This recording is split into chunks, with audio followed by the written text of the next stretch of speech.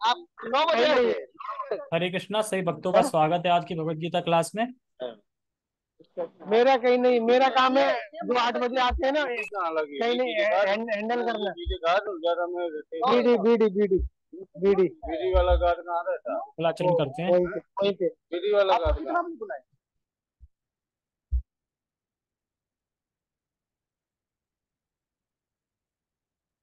ओम अज्ञानतिमिरान्धस्य ज्ञानञ्जनाशलाकया चक्षुरुन्मीलितं येन तस्मै श्रीगुरुवे नमः। श्रीचैतन्यमनोभीष्टं स्थापितं येन भूतले स्वयं रूपः कदा मह्यं ददाति स्वपदान्तिकम्। वन्देऽहं श्रीगुरो श्रीयुतापदकमलं श्रीगुरून् वैष्णवांश श्रीरूपं साग्रजातं सहगण रघुनाथामृतं तं सजीवं साधुवेतं सावधूतं परिजन सहितं कृष्ण चैतन्य देवं श्रीराधा कृष्ण पादान सहगण ललिता श्री विशाखात विशांचा। हे कृष्ण करुणा सिंधु दीन बंधु जगतपते गोपेश गोपिका कांता राधा कांता नमस्तुते। तप्त कांचन गौरांगी राधे वृंदावनेश्वरी वृषभानुसुते देवी प्रणमामि हरिप्रिये। वाञ्छाकल्पतरुभ्यश्च कृपा सिन्धुभ्य एव च पतितानां पावनेभ्यो वैष्णवेभ्यो नमो नमः। जय श्री कृष्णा चैतन्य प्रभु नित्यानंद श्री अद्वैत गदाधर श्रीवासादि गौर भक्त वृंद। हरे कृष्णा कृष्णा कृष्णा हरे हरे हरे राम राम राम हरे हरे। रामाय रामभद्राय रामचंद्राय वेदसे रघुनाथाय नाथाय सीताय पते नमः। नमो विष्णुपादाय कृष्णपृष्ठाय भूतले श्रीमते भक्तिवेदांता स्वामिनि इति नामिने। नमस्ते सारस्वते देवे गौरवाणी प्रचारिणे निर्विशेष शून्यवादी पाश्चात्य देशतारिणे। हरे कृष्णा। तो हम शुरू करते हैं।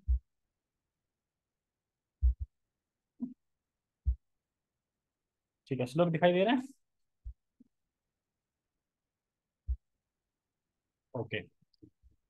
तो श्लोक का अर्थ तो कल बता ही दिया था, आज हम खाली एक बार उच्चारण कर लेते हैं श्लोक का। भगवत गीता यथारूप भाग 2, श्लोक क्रमांक 18 और 19। शमः शत्रौ च मित्रे च तथा मानापमानयो शीतोष्ण सुख दुखेषु समः संग विवर्जितः तुल्य निंदा स्तुतिर्मौनी संतुष्टो येन केनचित् अनिकेतः स्थिरमर्ति भक्तिर्मा भक्तिमान में प्रियो न रहा। क्षमा मतलब क्षमा शत्रु च मित्रे चा, जो शत्रु और मित्र को एक समान से देखता है या शत्रु और मित्र को समान मानता है। शीतोष्ण सुख दुखेशु, जो गर्मी सर्दी सुख दुख में सम रहता है। और फिर करें संग विवर्जिता। तो संग विवर्जिता का मतलब है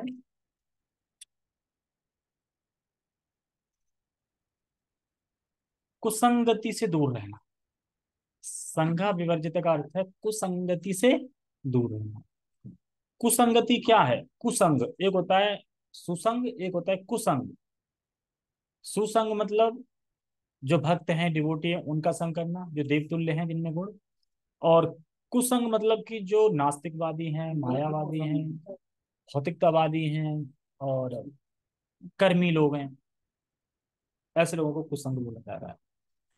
तो कुसंग शून्य होना है। कुसंग शून्य। कुसंग शून्य का अर्थ है कि जो कृष्ण का भक्त नहीं है और जो भोगों में बहुत आसक्त है और जो मायावादी है उसका संग नहीं करता। यानी कुसंग को त्यागना, शून्य करना, जीरो। अब कोई बोले संग का मतलब क्या होता है? संग मतलब कैसे करना होता है संग, है ना? ये तो बोल दिया कुसत, कुसत का संग नहीं करना, कुसंग का। लेकिन संग होता क्या है, मतलब हमें कैसे पता चलेगा कि हम इसका संग कर रहे हैं कि नहीं कर रहे हैं, कब कर रहे हैं संग, कब नहीं कर रहे हैं? तो 5 बातें। संग का मतलब होता है कुछ गिफ्ट देना और कुछ गिफ्ट लेना, है ना। किसी को हम उपहार देते हैं, उससे ले भी लेते हैं, जैसे बर्थडे पे मिला गिफ्ट, तो यानी तुम उसका संग कर रहे हो।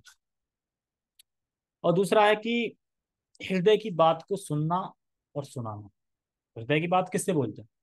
जैसे ज्यादा लगा वो सीधे हृदय की बात बोलते हैं ना, यार ये हो गया मेरे संग, वो हो गया। सुनना और सुनाना। और भोजन लेना, और भोजन लेना और भोजन ग्रहण करना। भोजन लेना और भोजन ग्रहण करना, ठीक है। तो इन सब से चित्त दूषित होता है। ये सब अगर क्रियाएं करोगे किसी के संग, तो इससे क्या है, अगर सुसंग का कर रहे हो तो चित्त कैसा होगा? कृष्ण भावना में होगा। और अगर कुसंग लोगों का कर रहे हो तो चित्त दूषित होगा, यानी भगवान से अलग होगा, हटेगा। और नहीं, नहीं अगर विश्वास हो तो कुसंग करके देख लो, 1 महीने करके देख लो कुसंग, फिर देखना कि कितनी कथा समझ में आ रही है, कितना कृष्ण में मन लग रहा है, कितनी माला में मन लग रहा है, कुछ भी नहीं लगेगा। क्योंकि कुसंग क्या करता है कि धीरे धीरे इंसान इसमें उसमें सब में बुराइयां देखने लगेगा। धीरे धीरे जब उसकी भक्ति डाउन होती है, उसके बाद वो धीरे धीरे इस्कॉन में गलतियां देखने लगेगा, प्रभुपाद जी में गलतियां देखने लगेगा, फिर कृष्ण में ही गलती देखने लगेगा ना। कृष्ण ने तो ये किया है, डुअलिटी करी, माखन चुरा के दे, कोई भगवान है माखन चुरा के दे, तो ऐसे गलतियां देख देख के वो बाहर हो जाएगा इसमें। और उसके बाद जो गुण है तुल्य निंदा स्तुति। देखो तुल्य, तुल्य मतलब तुला, तुल्य मतलब बराबर, बराबर रहता है निंदा और स्तुति में। जब कोई निंदा कर रहा है या स्तुति कर रहा है उसमें बराबर रहता है। यानी अर्थात निंदा होने पर दुखी नहीं होता और स्तुति होने पर सुखी नहीं होता।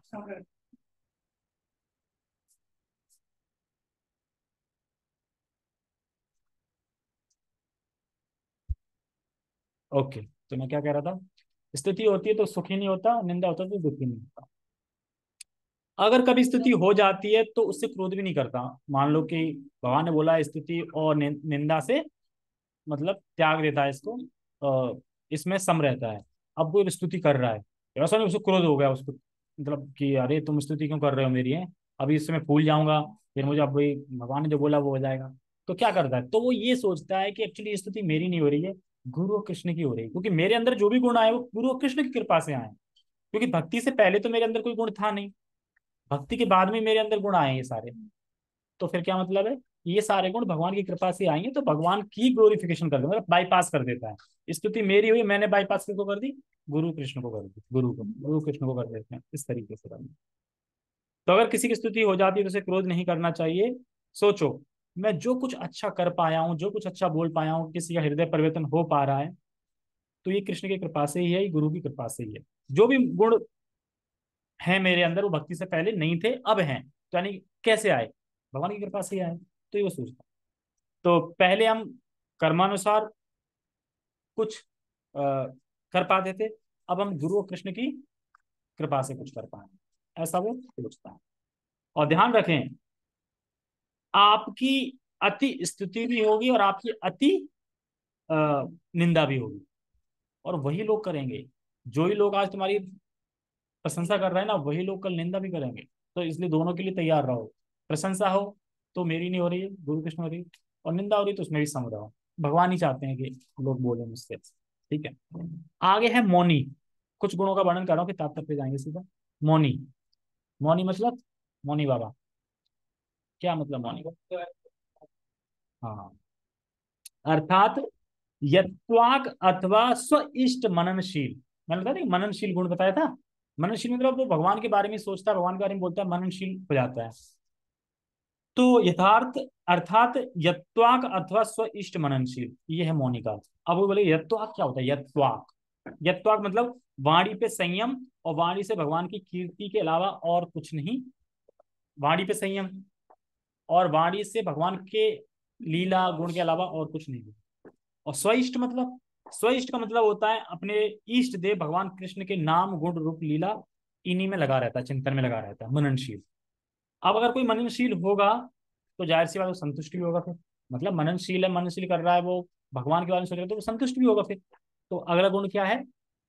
संतुष्टो येन केनचित, यानी अर्थात अदृष्ट से आकर्षित होकर रूखा या स्निग्ध अनादि जो उसे प्राप्त होता है उससे वह संतुष्ट होता है। देखो, अदृश्य से, अदृश्य मतलब कि दृश्य होता है देखा जाए, अदृश्य मतलब जो नहीं देखा जाए। तो पूर्व कर्मों के अनुसार जो उसे मिलना है वो उसे देख नहीं पा रहा है, मतलब अदृश्य नहीं देख पा रहा है। अब पूर्व कर्मों के अनुसार जो उसे मिल रहा है उसमें वो संतुष्ट है। रूखा सूखा जो मिल रहा हो सुखी संतुष्ट है, क्योंकि वो हमारे कर्म के हिसाब से मिल रहा है। और फिर एक और है अनिकेता। अनिकेता मतलब कि अपना निवास स्थान और हित के बारे में नहीं सोचता, घर बार की परवाह नहीं करता। घर बार की परवाह नहीं करता मतलब ये नहीं कि घर में रहता नहीं है, अब झोंपड़ी में चला जाता है। मतलब कि जो है घर उसी में संतुष्ट है, ये नहीं सोचता कि यार एक है तो दो हो जाएंगे, अच्छा क्यों नहीं, बड़ा क्यों नहीं, कमरा छोटा रह गया है, ठीक है, या महल बनवा रहे हैं अपने लिए। आसक्त नहीं होता घर बार में, जैसा है ठीक है, मतलब जैसा है।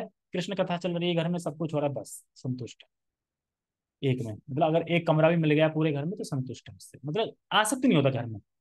घर है, भगवान का घर है, मैं तो यहाँ पे रह रहा हूँ किराए पर ना, भगवान ने तो मुझे शरण दे रखी कि मैं रह रहा हूँ, मेरा घर नहीं है, भगवान का घर है। इस तरीके से सोचता हूँ। तो स्थिरमति। और एक है स्थिरमति। स्थिरमति मतलब कि उसकी मति स्थिर हो गई। स्थिर मतलब कि मैं, मतलब अपने ज्ञान में वह निश्चित हो गया। निश्चित मतलब कि ज्ञान मतलब कि ये ज्ञान है कि मैं भगवान का अंश हूँ और मुझे भगवान की सेवा करनी है। इस ज्ञान में वो निष्ठ हो गया है, निश्चित हो गया। कोई तर्क करके या कुतर्क करके उसे कोई मतलब बहला फुसला नहीं सकता, एकदम फिक्स हो गया। वह अपने ज्ञान में निष्ठ हो गया, मैं दास हूँ ये, और भगवान में मति उसकी फिक्स है। अब कोई बोले, इसी में बोलते हैं प्रभुपाद जी की, कई बार इसमें आ गया ना दोहरा दोहरा वर्ड, समा शत्रु मित्र सुख दुख बार बार आ गया, तो क्यों, क्यों बार बार आ रहा है ये, क्या एक बार नहीं बोल पाया? तो वही मैंने कल बताया वैसे ही है। ये गुण बार बार क्यों बोले जा रहे हैं? क्योंकि यह गुण इस जगत में दिखना बहुत कठिन है। ये गुण इस जगत में दिखना बहुत कठिन है। अब तुम यहाँ से जाओ बदरपुर तक और ये गुण देखो, किसी व्यक्ति में दिख रहे हैं? ठीक है, और आगे चले जाओ, और आगे चले जाओ, इंडिया गेट तक चले, दिख रहे हैं? दिखेंगे नहीं। तो यही भगवान कह रहे हैं कि ये गुण किसी में दिखते। मान लो कि कोई गुण मेरा स्वभाव से अच्छा हो तो कुछ और गलती होगी उसमें, कुछ होगी तो कुछ और होगी, लेकिन ये गुण सारे नहीं होंगे कि सब सम हो एकदम, है ना, शत्रु मित्र में सम हो, मान अपमान में सम हो, गर्मी सर्दी में सम हो, सुख दुख में सम हो, और भौतिक वार्ता जो लोग हैं उनसे दूर हो, और तुल्य हो, निंदा स्तुति में सम हो, संतुष्ट हो, घर बार में आसक्त ना हो। ऐसे गुण वहां कहाँ मिलने वाले हैं? इसलिए भगवान बार बार बार बोल रहे हैं कि ताकि सुनो सुनो सुनो, ताकि ये गुण अंदर आए। तो अब ये गुण किस तरह प्रकट होते हैं मतलब भक्तों में? तो देखो, तीन स्टेज होती है भक्त की। एक होता है सनिष्ठ, एक होता है परिनिष्ठ, एक होता है निरपेक्ष। ठीक है, सनिष्ठ का बताओ। सनिष्ठ मतलब, सनिष्ठ में भक्त क्या करता है?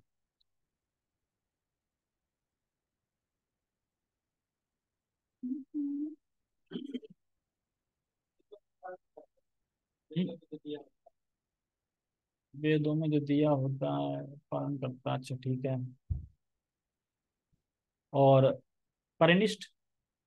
परिनिष्ठ वो करता मतलब वेदों का पालन दिखाने के लिए आता है।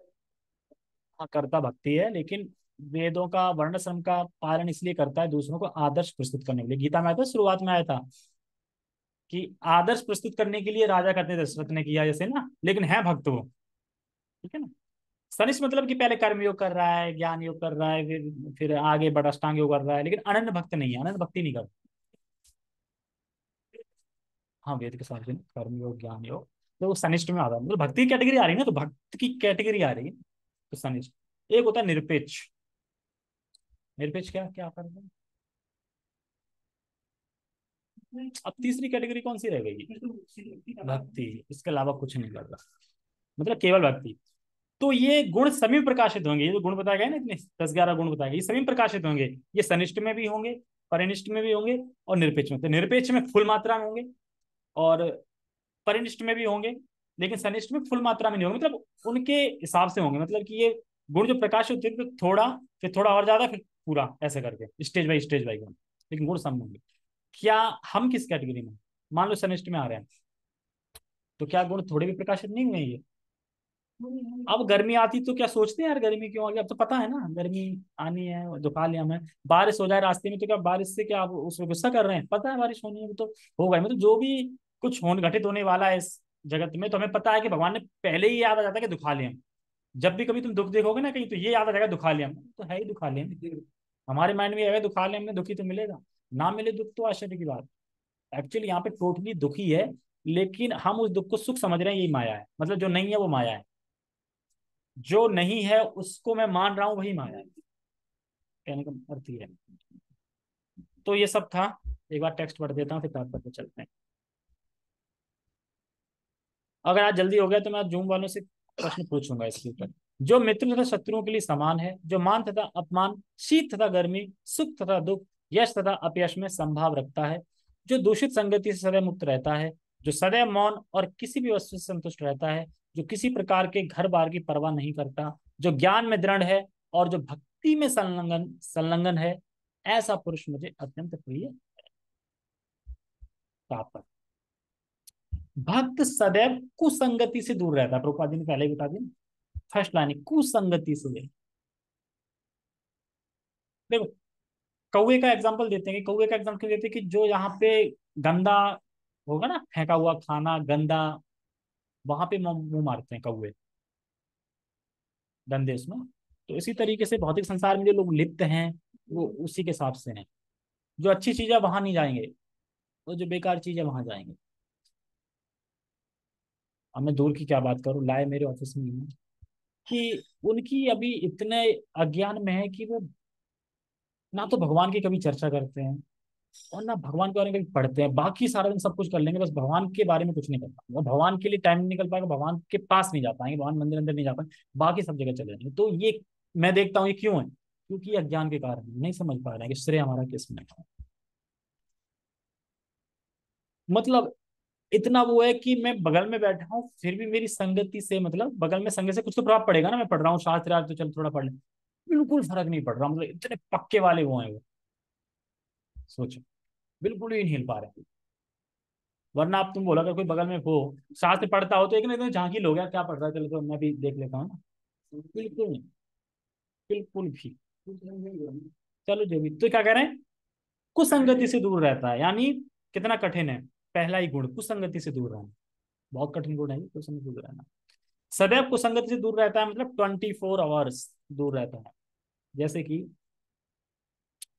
जो अपना भक्ति लता बीज है, जो गुरु की कृपा से बीज हृदय में आरोहित हुआ है, अब उसकी हमें देखभाल करनी है ना, माली बन के पानी डालना है, माला का श्रवण कीर्तन सब करना है। लेकिन जब वो थोड़ा बड़ा होता है तो फिर उसे काटने के लिए बकरियां आ जाती हैं। तो वही बकरियां को बताए कुसंगति, उन बकरियों से बचाना है उसको, कुसंगति। क्योंकि नई नई हमारी वो होती है लता, भक्ति लता नई नई होती है, और तुरंत बकरी खा ले समाप्त हो जाएगी। तो नए नए में हमें उन कुसंगति से बचाना है उस लता को। अगर नए नए में बचा लेंगे तो फिर भक्ति में प्रगति हो जाएगी आगे, तो फिर वो बड़ी हो जाएगी। अब मान लो जब बड़ी हो जाएगी तो फिर बकरियां इतना कुछ नहीं कर पाएंगी। बकरियां कब खा पाएंगी, छोटे में। जब बड़ा हो जाएगा विशाल तो फिर क्यों खा ही नहीं पाएंगे। और धीरे धीरे वो ब्रह्मांड को फाड़ के और निराकार ब्रह्म ज्योति को फाड़ के वैकुंठ को से भी ऊपर जाके कृष्ण के चरणों में अपना प्रेम स्थापित कर। यानी अब कनेक्ट हो गए तुम, भक्ति लता भी जहां से गया और वहां चरणों पे मिल गया, अब भक्ति कर रहे हो तो कैसे हो रहा है, क्योंकि तुम यहाँ भी हो वहां भी हो। फिर उसके लिए मृत्यु खत्म, क्योंकि वो जीते जी ही मृत्यु से परे है, पहले से ही मुक्त है वो। इसीलिए कहते हैं ना कि भक्त जीते जी मुक्त हो जाता है। इसी तरीके से भक्ति लता उसकी वहां पहुंच जाती है। तो कुसंगति से दूर रहना है। ठीक है, आगे बढ़ते हैं। मानव समाज का यह स्वभाव है कि कभी किसी की प्रशंसा की जाती है, कि कभी किसी की प्रशंसा की जाती है तो कभी उसकी निंदा की जाती है। ये किसका स्वभाव है, मानव समाज का। यह स्वभाव ही है कि वही लोग तुम्हारी प्रशंसा करेंगे और वही लोग फिर वो करेंगे। जैसे कि एक भौतिक एग्जांपल देता हूँ। जब कांग्रेस थी तो क्या कांग्रेस ने सब नहीं कर रहे थे, अरे बहुत बेकार कांग्रेस है तो बीजेपी आनी चाहिए, बीजेपी नहीं कर रहे थे, मतलब सारे लोग कर रहे थे। मतलब तब उस टाइम पे कांग्रेस से सब हटिया गए थे, कब जाए कब जाए, अब की बार बस मोदी सरकार है, ऐसे करके हो रहा था। अब मोदी आने के बाद अब क्या कर रहे हैं,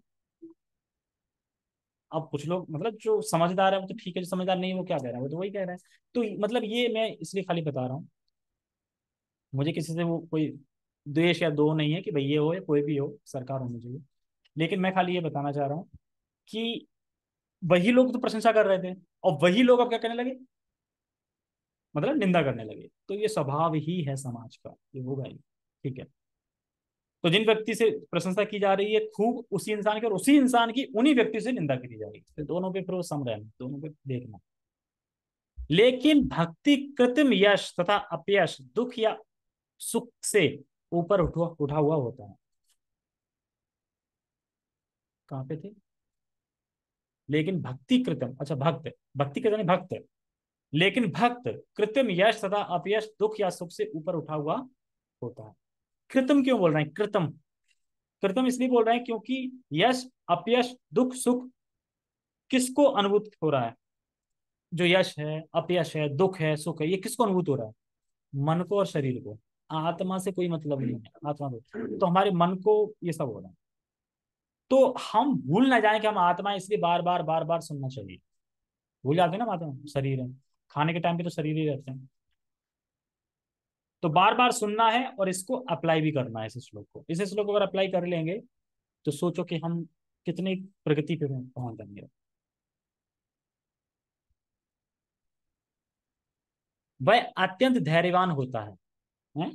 धैर्यवान होता है। धैर्यवान का मतलब यह है कि 2 साल उसने भजन कर लिया, अब कृष्ण नहीं दिखे तो फिर छोड़ो भजन। इतना धैर्य, ठीक है, यही यही कह रहे हैं ना धैर्यवान। 2 साल तो धैर्य बहुत है। कितना धैर्यवान होता है? अनंत समय तक। हमें अनंत समय तक भक्ति करते रहना है। अच्छा, भगवान मिल जाएंगे फिर तो भक्ति खत्म। अनंत समय तक मतलब वहां जाके भी हम यही करेंगे, भक्ति करेंगे, लेकिन वहां पे आनंद होगा। देखो अभी हम ऐसा अगर सोच के लग सकता है कि यार मतलब हम यहाँ पे इतनी तपस्या कर रहे हैं, भक्ति कर रहे हैं, तो वहां जाके भी फिर यही करना है, मतलब पूरी जिंदगी यही करना है, पूरी जिंदगी पूरे अनंत जब तक है तब तक यही करना है। अरे ऐसे कैसे कर पाए, बोर हो जाएंगे। लेकिन जब भक्ति का सुख मिलेगा ना, तो, तो फिर कहेंगे हाँ यार यही कर सकते हैं अनंत जीवन तक, और कुछ नहीं कर सकते, यही कर सकते। तो अभी मिल नहीं रहा ना, इसलिए। तो भक्ति के बिना तो, भक्ति जैसे कि अभी अगर हम अपनी लेवल पे देखें, हम आसक्ति के लेवल पे भी अगर कोई है तो ये भी ठीक है, धीरे धीरे बढ़ेगा। मान लो कि हमें कभी अच्छा लग रहा है, कभी अच्छा नहीं लग रहा है, लेकिन भक्ति से इतनी आसक्ति तो है कि एक दिन तुम भक्ति का कोई कार्य मत करो और फिर शाम को सो के दिखाइए, क्या नहीं टेंशन होगी? यार आज तो मैंने कोई भी काम नहीं कर पाया, माला नहीं कर पाई यार, कोई शास्त्र नहीं सुना, रीडिंग नहीं करी, क्लास नहीं ली, नहीं टेंशन होगी? यानी आसक्ति थी ना उसमें। तो ये तो समझ रहा है ना कि आसक्ति है, भले अच्छा नहीं लग रहा है पर आसक्ति तो है ना। तो ये यहाँ पे बता रहे हैं कि बिना जब, बिना कीर्तन, बिना रीडिंग के बिना बिल्कुल अच्छा नहीं लगता। अगर किसी दिन ऐसा हो जाए तो बिल्कुल अच्छा नहीं लगता। और यही धीरे धीरे टेस्ट फिर बढ़ता जाता है, बढ़ता जाता है, बढ़ता जाता है। अभी टेस्ट हमारे ये आसक्ति के लेवल पे है कि हाँ हम करे बिना रह नहीं सकते, नहीं करेंगे तो हमें बड़ा बुरा लगेगा। तो फिर इसी से धीरे धीरे फिर आगे बढ़ेंगे। कहाँ पे थे? हाँ, वह कृष्ण कथा के अतिरिक्त कुछ भी नहीं बोलता। क्यों? कृष्ण कथा के अलावा कुछ नहीं बोलता। ये भगवान के प्रभुपाद जी किसके बता रहे हैं? मौनी। यानी कृष्ण के लिए कृष्ण के लिए और कृष्ण की सेवा के लिए, कृष्ण के मैनेजमेंट मैनेजमेंट के लिए ही बोलता है वो। जो कृष्ण के मैनेजमेंट करना, मान लो प्रोग्राम कर रहे हो तो उसमें मैनेजमेंट में बोलना पड़ेगा ना, यहाँ ये काम करना है, ये चर्चा ये करना है, यहाँ पे वो टेंट लगाना है, यहाँ ये लगाना है, सब कर रहे हैं ना। और कृष्ण कथा के लिए, कृष्ण कृष्ण सेवा के लिए भी बातचीत करनी पड़ती है। लेकिन जो जो डायरेक्ट सेवा है ना वो कृष्ण कथा है। कृष्ण का मतलब गीता पढ़ना डायरेक्ट है, लेकिन कृष्ण के बारे में चर्चा करना, मतलब सेवा में चर्चा करना या मैनेजमेंट में चर्चा करना, ये सेकेंडरी है। तो ये भी भक्त कम करता है, और भक्त यहाँ पे बता रहे हैं सबसे ज्यादा फोकस है डायरेक्ट कृष्ण कथा, जैसे भागवतम पढ़ना, या डायरेक्ट उसमें बैठे हैं कथा में, ठीक है, या डायरेक्ट भगवान की लीलाओं का गुणगान कर रहे हैं, डायरेक्ट भगवान की लीलाओं के बारे में बता रहे हैं, ये डायरेक्ट हो गया। मैनेजमेंट के थ्रू कृष्ण की बात तो हो रही है, लेकिन वो सेकेंडरी हो रही है, ठीक है, तो उसमें इतना ज्यादा नहीं है, इसको भी पता। तो श्रवण कीर्तन स्मरण ये डायरेक्ट है। स्मरण बताया ना, स्मरण कितना कठिन है। क्या आज फिर किसी ने किया था कल से आज तक? नाम भी याद नहीं, शिव से हम याद अच्छा। नाम तो याद नहीं आता, जरूर याद। हाँ नाम नहीं आ रहे, षड गोस्वामी तो बोल सकते हैं, रूपनाथ गोपाल भट्ट गोस्वामी, अगर वो श्लोक रख लिया जाए मंगलाचरण तो याद हो जाएगा। 6 नाम याद है क्योंकि वो पूरा श्लोक है। सनातन गोस्वामी, रूप गोस्वामी, जीव गोस्वामी, रघुनाथ दास गोस्वामी। हाँ ये दोनों तो। हाँ हाँ, अच्छा वो सनातन गोस्वामी की शिक्षा दे रहे हैं। वो सनातन गोस्वामी शिक्षा वो देते ही रहेंगे लास्ट तक। ठीक है, वो आगे बढ़े। तो क्या कह रहा था मैं? तो श्रवण यानी डायरेक्ट, क्यों? क्योंकि भगवान को जो कान का रास्ता है ना वो पसंद है सबसे ज्यादा, और इतना। ठीक है, अतः उसे मौनी कहा जाता है। अच्छा, वो कुछ बोलता नहीं तो मौनी कहा जाता है। मौनी का अर्थ यह नहीं है कि वह बोले नहीं, अपितु यह है कि अनगर्ल अलाप ना करे। समझते हैं? अलाप मतलब प्रजल्पा। यानी इस संबंध में प्रभुपाद जी कहते हैं कि जो निराकारवादी हैं, अच्छा है कि वह मौनी रहे। निराकारवादी क्यों मौनी रहे? क्यों अच्छा है? क्योंकि वह बार बार यही स्थापित करने का प्रयास करें भगवान निराकार है। आज निराकार के ऊपर डिस्कस चला था, तो मैं आज एक वीडियो देख रहा था। मैंने देखो इस्कॉन में तो क्लियर है, लेकिन हमें इस्कॉन से हटके टेस्ट करने के लिए देखना चाहिए कि बता क्या रहे हैं और दूसरी संस्था में क्या बताया जा रहा है ना। क्योंकि अगर हमें प्रचार करना है तो हमें जालंग वालंग से भी सुनना होगा ना, पता तो चले ना कहाँ क्या क्या बताया जा रहा है। तो आज मैं सुन रहा था, तो अब उनका नाम तो पता नहीं नाम क्या था। जैसे कि उसमें एक दोहा है, तुलसीदास ने बोला है कि सुगुणवादी ऐसे करके, सुगुणवादी निर्गुणवादी, निर्गुणवादी मतलब निराकार, सुगुणवादी मतलब साकार। तो ये एक भगवान एक ही है, पर भगवान की दो चीजें मान लो एक तरीके से, एक है साकार एक है निराकार। यानी कृष्ण है, कृष्ण से कृष्ण साकार हो गए सीधा, एक उनकी और एक फॉर्म है निराकार। निराकार को बोलते हैं ब्रह्मानंद, और कृष्ण को डायरेक्ट जो साकार को पूछते हैं वो बोलते हैं प्रेमानंद।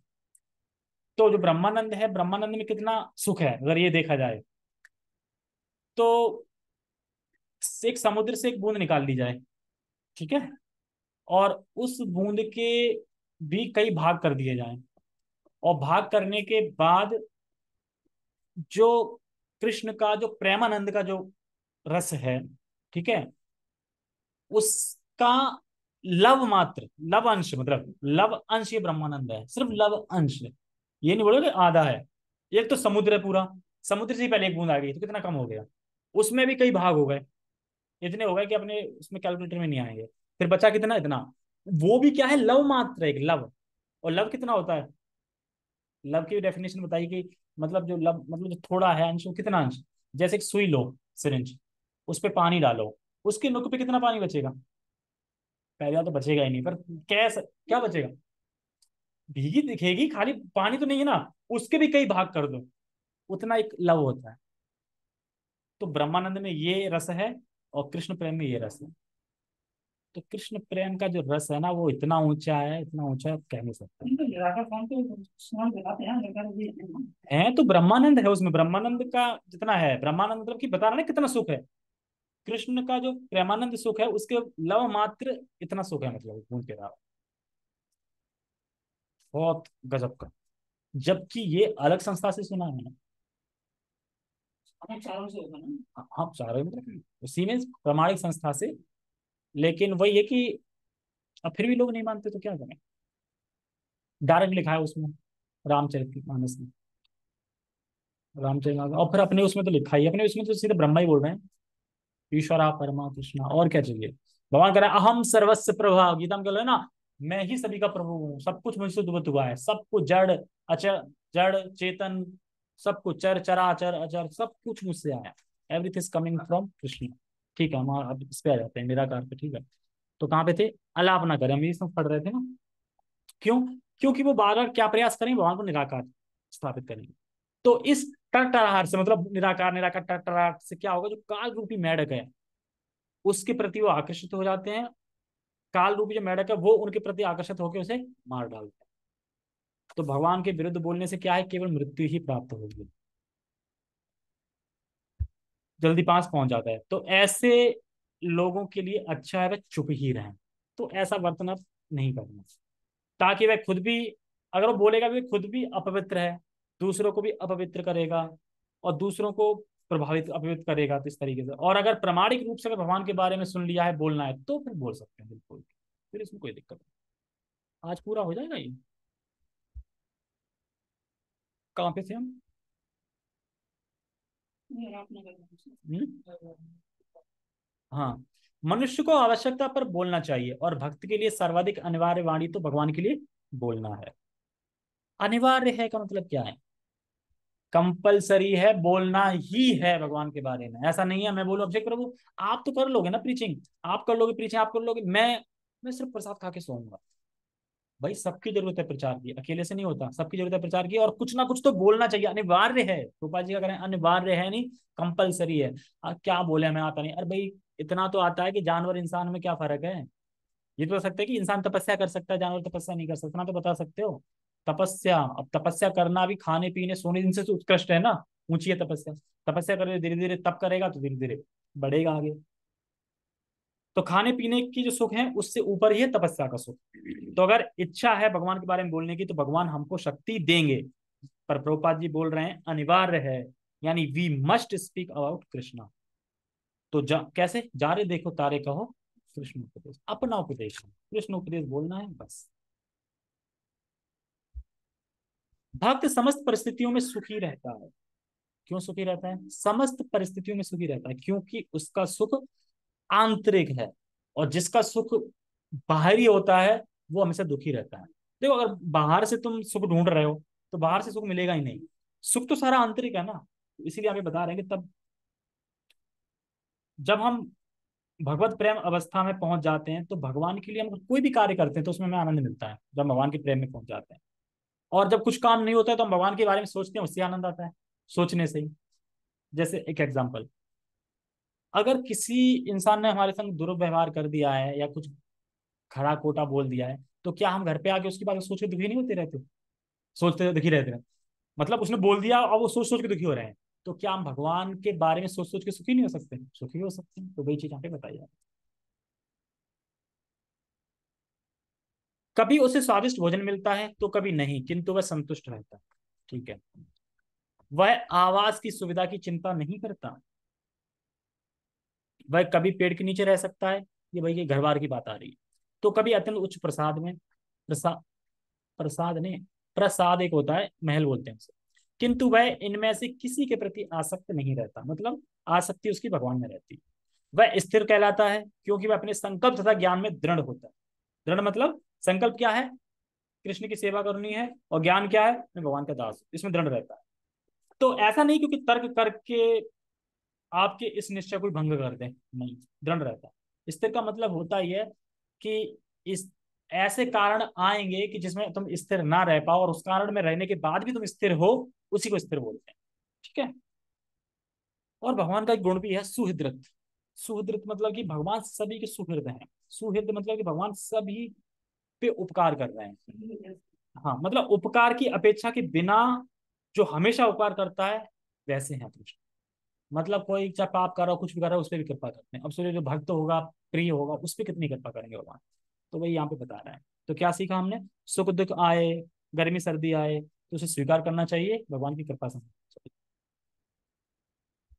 भले ही भक्त के लक्षणों की कुछ पुनरावृत्ति हुई हो, लेकिन यह इस बात पर बल देने के लिए है कि भक्त को ये सारे गुण अर्जित करने चाहिए। तो पुनरावृत्ति मतलब दोबारा दोबारा क्यों बोल रहे हैं?